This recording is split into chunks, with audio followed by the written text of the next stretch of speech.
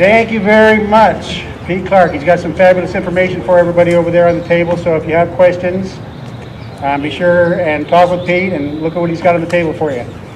And next, I'd like to introduce Ron Pierce.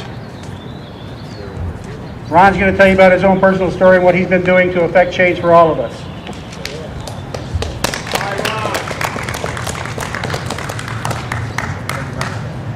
Thank you, Don. Well, I've been in the teeth of the monster for about 2 years. I have 3 children, oldest of which is autistic.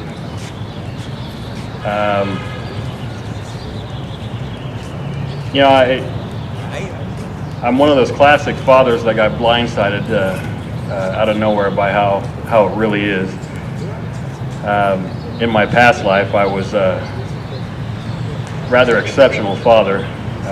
Get the kids up in the morning, get them ready for school, fight with the school to make sure my oldest boy's getting the special needs support that he's supposed to get. Unfortunately, I made the grave error of upsetting my ex-wife, who decided that she wanted me out of the house. She had, unbeknownst to me, moved on. So as part of the overall plan, at the end of it, she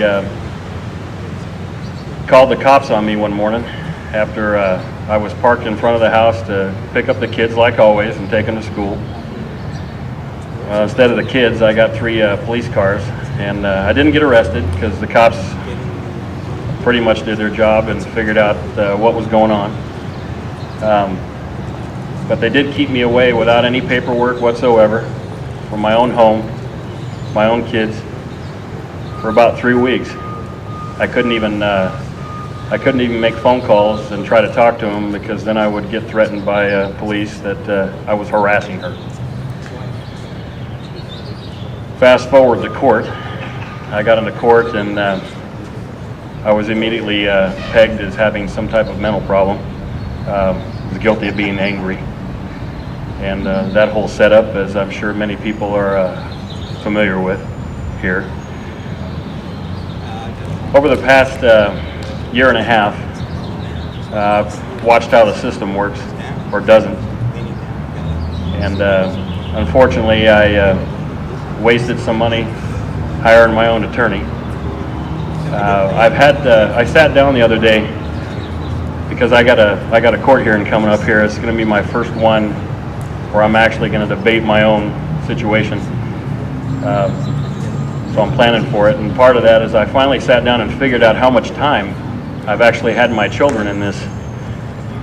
I've had them for about a week and a half last year total, and this year I've had them for about 13 hours.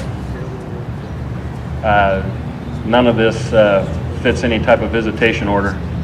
It's just the way it works. You know, and I'm going to try to play something here off of my phone that I kept, kind of helped me get through a lot of nights where I'd wake up and, you know, I used to be the kind of dad where I'd get up and go check on my kids in the evening, make sure they're covered, sleeping well and safe and breathing before I could go to sleep again. And I'd like to play something here for you, if I can get my phone to cooperate.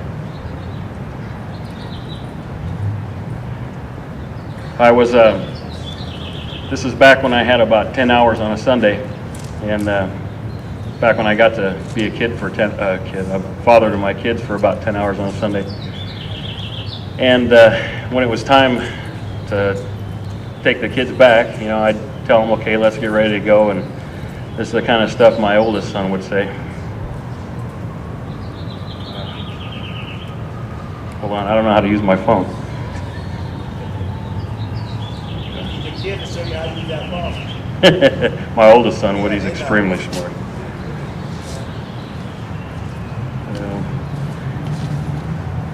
Okay, here we go. Okay, say what you said just now. I want to stay with Dad. You want to stay with me? Yeah. Talk to me. You want to? What is it? You want to go back to mom, or you want to stay with me? I want to do what you could. Mom makes me work. Well, I'd make you work too. Well, it's okay you make me work, Dad. So why do you want to stay with me? Because I love you. I love you too, buddy. Oh, man. I'm just another statistic. Thanks.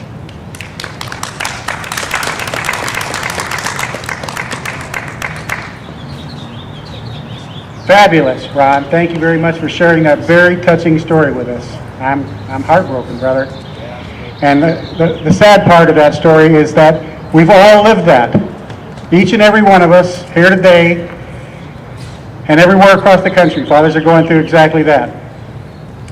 Thank you very much, Ron.